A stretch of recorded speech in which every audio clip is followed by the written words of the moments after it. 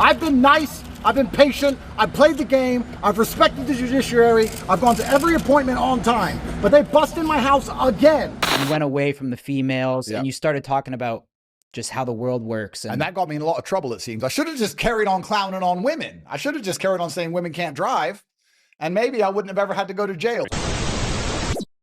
I don't like Andrew Tate. He's a misogynistic and violent individual, and I am glad he was arrested in Romania.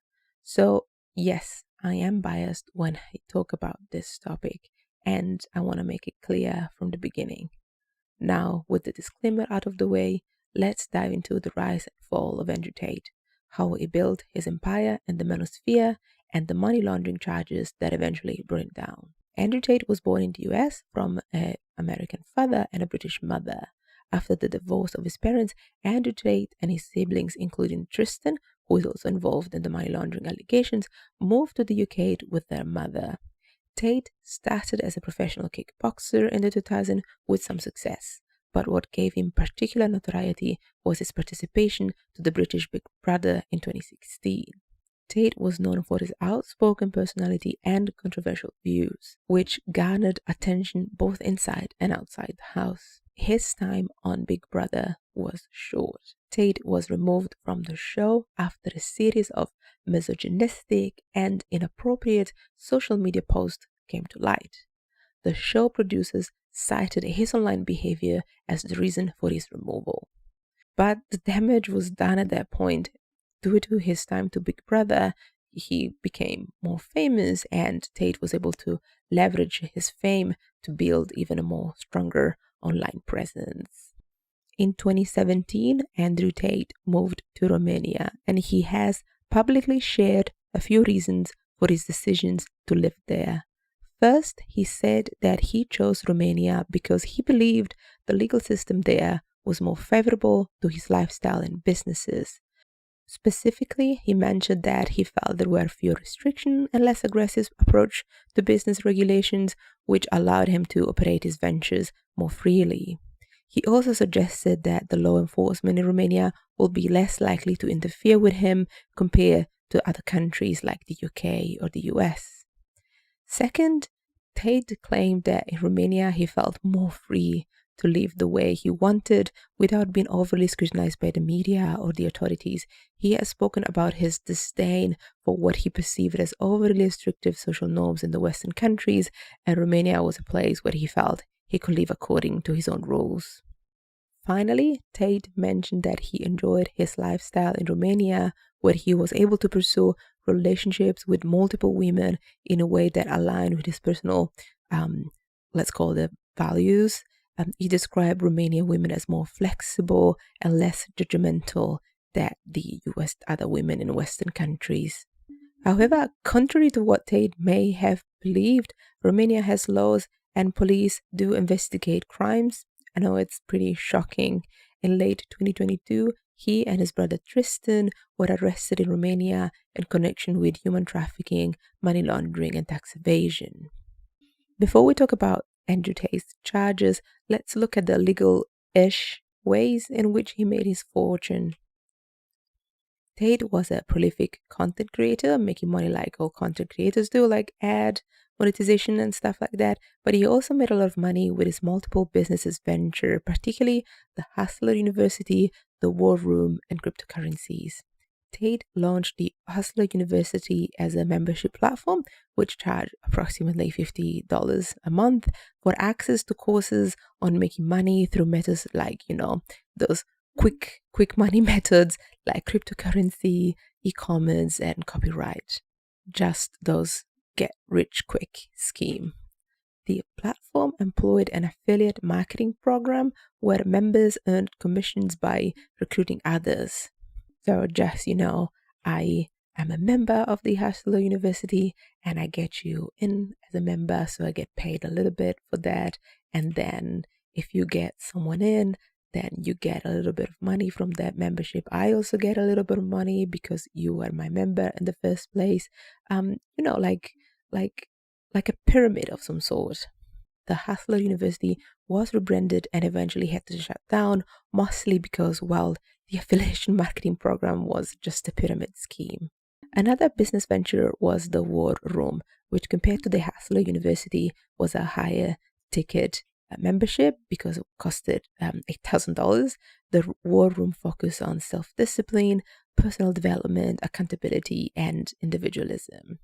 In addition, Tate made money with its crypto ventures, for example, with the launch of a meme coin called Daddy in 2024. I talk more about meme coins in another video, but in general, meme coins are crypto based on a meme. They have very low intrinsic value and are extremely volatile investments. But Tate also had illegal business ventures. From what we know on the investigations faced in the media, one of the major accusations relate to sex trafficking, for which Andrew and Tristan Tate were arrested in Romania in 2022.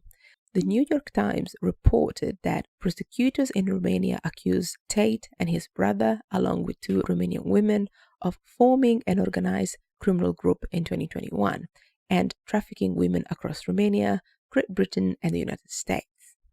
Investigators identified 7 women who said that they have been misled by the 2 brothers into believing that they wanted to have a relationship with them.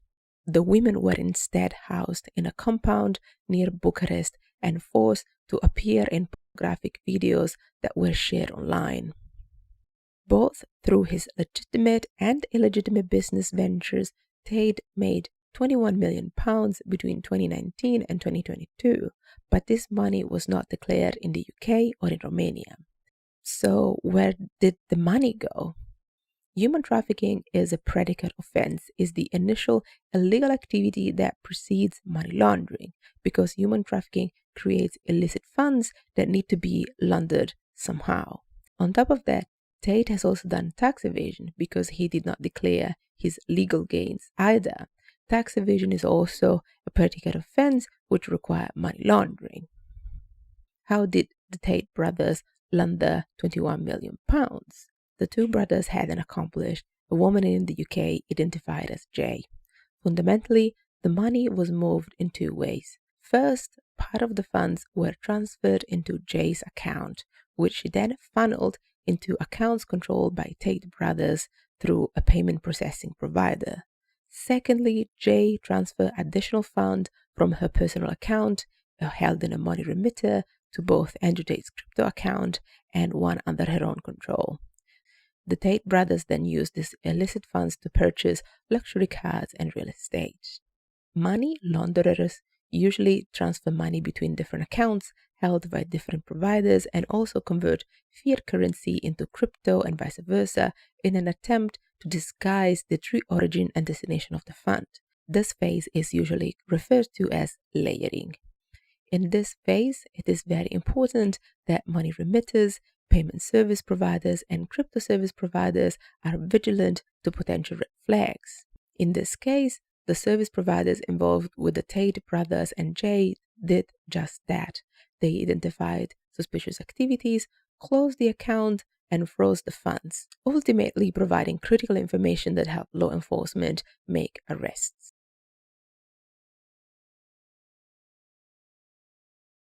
I work in the anti-money laundering space and I help businesses comply with anti-money laundering regulations. I am deeply passionate about what I do, but I'll admit it can be a challenge.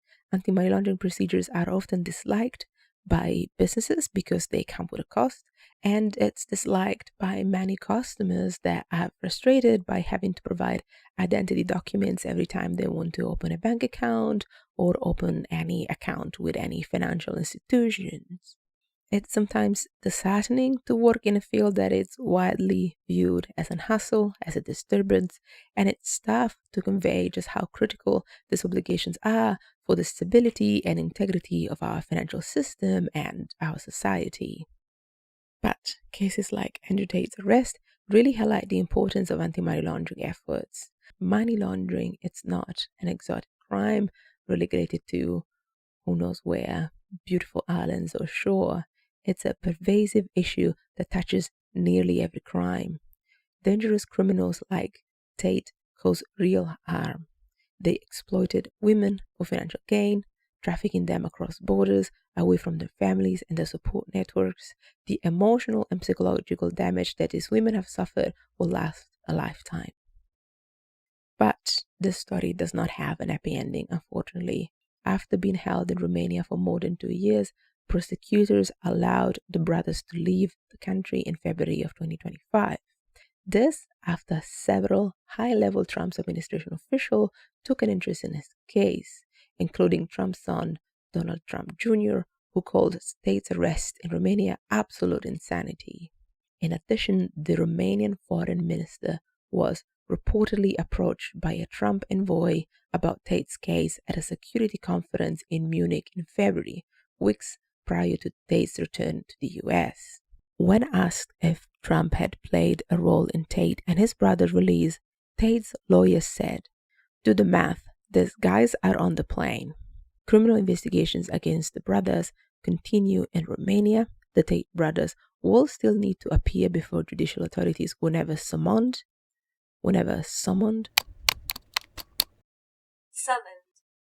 But honestly, it does not look like it's ever going to happen. This is all for me now. My name is Julia. If you liked this video, please comment, like, and subscribe. It really helps the channel. Also, give me a follow on LinkedIn, where I post more about anti-money laundering, and I'll see you on the next one.